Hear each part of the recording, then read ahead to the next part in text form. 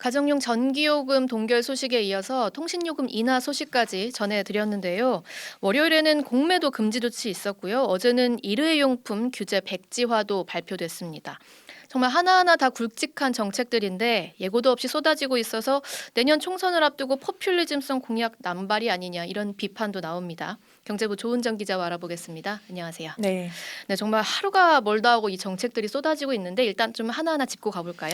네, 정신없이 돌아간 한 주였던 것 같습니다. 이제 가장 큰 발표는 아무래도 이번 주 일요일에 발표됐던 공매도 전면 금지였습니다. 네. 정부는 일요일에 긴급 고위 당정 협의회를 열어서 공매도 전면 금지를 발표했었는데요. 월요일과 화요일 증시는 정말 천당과 지옥을 오갔습니다. 네, 네. 네, 잠시 이제 그 과열됐을 때 잠시 이렇게 정지를 하는 사이드카 발동이 3년 5개월 만에 월요일에는 매수 사이드카가 발동이 됐다가 네. 바로 다음 날에 주식이 급락해서 매도 사이드카가 발동이 됐습니다.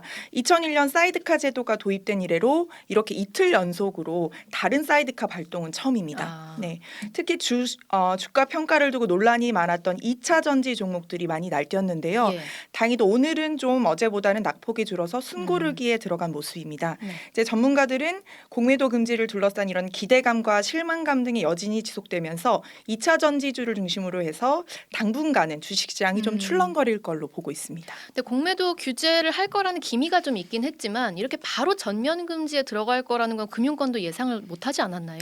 네, 발표 이틀 전인 지난 3일만 해도 금융위원회는 공매도를 전면 금지한다는 이런 뭐 설이 나오고 예. 기사들이 조금씩 나오기 시작하자 사실과 다르다. 아. 또 확정된 바 없다 이렇게 사실상 부인을 했습니다. 네. 그러다 갑자기 이렇게 고위당정협의회 직후에 발표가 된 건데요. 지금도 왜 이 시점에서 그러면 갑자기 좀 정책이 바뀌었느냐에 대해서는 아주 자세한 설명은 나오지 않고 있습니다.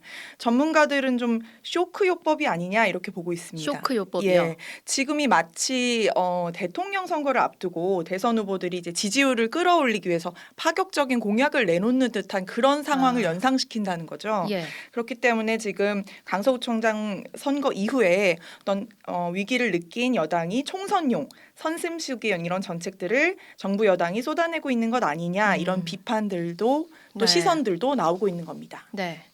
사실 뭐 국내 공매도 거래가 뭐 외국인이 지금 기관 98%, 개인 2%밖에 안 되잖아요. 예. 그래서 이런 정책이 뭐 당연히 개인들은 원성이 자자하긴 했습니다만 시장에 미치는 영향도 좀 봐야 될 텐데. 네.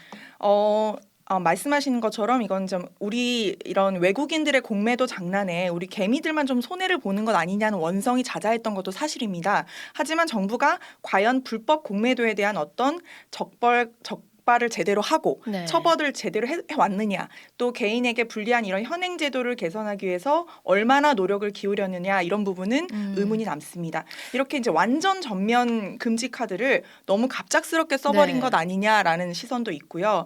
또 이제 공매도가 주가 과열을 막고 작전 세력의 시세 조정을 억제하는 순기능도 있는데 이런 부분들 때문에 외신들과 해외 투자자들은 한국의 이번 정부 조치를 조금 부정적으로 보고 있는 것도 사실입니다. 네, 그러니까 뭐 내년 6월까지 금지 기간인데 이제 그동안 얼마나 이 제도를 좀 정교화해서 다시 내놓느냐, 여기에서 좀 진정성이 갈리지 않을까 이제 생각이 들고요. 네. 그리고 어제 그 일회용 종이컵 뭐 플라스틱 빨대 단속도 이제 안 하겠다 이렇게 발표했거든요. 근데 네. 이것도 사실 또 표를 의식한 걸로 볼 수밖에 없나요? 소상공인과 자영업자들의 표를 의식했다라고 좀 전반적으로 보는 시각이 많은 것 같고요. 예. 특히 1년의 이제 계도 기간의 종료 시점을 불과 보름 앞두고 이렇게 발표된 거라서 현장에서는 사실 혼선이 좀 있고 예. 충격이 있습니다. 그런데 이제 환경부 안에서는 꽤 오래전부터 이런 규제에 대해서 좀 회의적인 시각이 감지됐다고는 하는데요. 1년의 계도 기간을 거쳐 보니까 탄소 절감 효과에 비해서 소상공인과 소비자들의 불편이 좀 크더라 이렇게 바라봤던 것 같고요. 예. 하지만 윤석열 대통령의 대선 공약에도 이런 일회용품 규제가 들어간 부분이고 예. 또 당연히 글로벌 추세에는 명백하게 어긋나는 부분이잖아요. 그렇죠. 특히 이제 환경보호 관련 규제는 이렇게 현장의 반발로 만들었다가 걷어들이고 오락가락했던 부분이 이번이 처음이 아닙니다.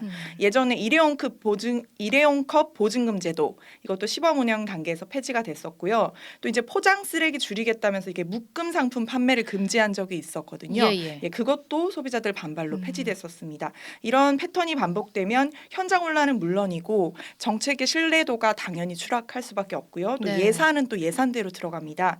특히 환경 정책은 미래 세대를 위해 일관성 있게 지속해야 되는데 이런 총선용 선심 조치 아니냐 이런 비판을 듣는 건 참 뼈아픈 부분입니다. 그렇습니다. 근데 또 요즘 또 더 눈에 띄는 게 윤석열 대통령이 점점 은행에 대해서 하는 발언도 세지고 있다는 거예요. 근데 네. 윤 대통령 표어가 사실 자유 아닙니까? 네. 그 생각하면 좀 부자연스럽게 느껴지긴 하거든요. 네, 윤 대통령이 10월 30일 정도에 소상공인과 자영업자들 얘기를 들어보니까 자기들이 은행의 종노릇을 한다고 하더라. 예. 이렇게 좀 센 발언을 했습니다. 그 뒤에 그게 일주일 전쯤인데 이후에 이제 금융위와 금감원에서 은행권들을 향해서 상생금융 정책을 내놓을 때가 됐다라면서 이제 압박을 본격적으로 하기 시작했는데요. 네.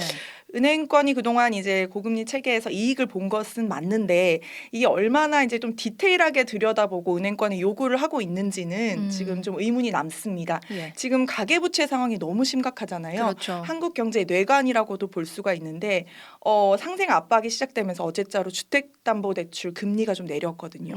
그렇게 되면 이제 한국 경제의 뇌관인 이런 가계부채를 관리해야 된다고 평소에는 요구를 하고 있는데 은행권의 이런 이자 장사를 비판을 하게 되니까 오히려 이자를 좀 더 낮춰주면서 가계부채는 늘어나게 되는 이런 상황이 우려되는 것이거든요. 그래서 예. 어설픈 관치금융이 혼란을 키우고 있다 이런 비판적인 시각도 많습니다. 네, 그리고 좀 뭐 하여튼 이런 선거 대책들이 확실히 이제 강서구청장 선거 이후에 나타난 것 같아요. 앞서 네. 말씀하셨듯이. 근데 그 이후에 이제 바로 그 김포시의 서울 편입 이슈 꺼내 들었고 확실히 이슈 선점하는 효과 있었잖아요. 예. 요거를 또 계속 노리고 있는 것 아닌가 이런 생각 들거든요. 뭐 용산 대통령실에서는 김포 서울 편입은 우리와는 관련이 없는 결정이었다. 여당 단독이었다 얘기는 하지만 정부 여당 교감이 없었다고 보기는 어렵겠죠. 이 수도권 유권자들의 집값 상승 기대에 이미 불을 붙이고 있는 꼴이 됐습니다. 예. 문제는 이런 표를 의식한 정책들이 많아지다 보면 현 정부의 정책 기조와 정반대의 결과를 가져온다는 겁니다. 지금 사실 윤석열 정부는 자유시장 경제를 중시하고 또 국가 긴축 재정을 해서 좀 더 재정 건전성을 높이겠다. 이렇게 작은 정부를 어떤 지향하는 목표를 가지고 움직였었거든요. 그렇죠. 그런데 그러면서 뭐 R&D 연구 예산까지도 대폭 삭감을 했었고요. 예. 여러 정책들이 이렇게 그때그때 튀어나오면서 정권의 좀 일관성이 요즘은 좀 없어 보이고 있다 이런 얘기들이 나오고 있습니다. 전문가들도 이런 부분들을 지적하고 있는데요. 전성인 홍익대 경제학과 교수의 한번 말을 한번 들어보시죠. 어떤 굉장히 많은 사례들이 그 어디에도 속하지 않은 원칙과는 좀 어긋난 결과에 급급한 단기적 처방, 즉 물적인 처방이다. 예를 들면 그 몸이 아픈 환자가 있다. 이거 보니까 뭐 열이나 그러면 체온계를 막 그냥 눈금을 바꿔버리는. 네. 현장과의 소통이 가장 중요할 텐데요. 현장 소통을 통해서 또 각 부처들과의 소통을 통해서 정책을 정밀하게 조정하고 검토하는 부분들이 필요할 것 같습니다. 네, 좀 장기적으로 봤으면 좋겠어요. 네. 여기까지 조은정 기자였습니다.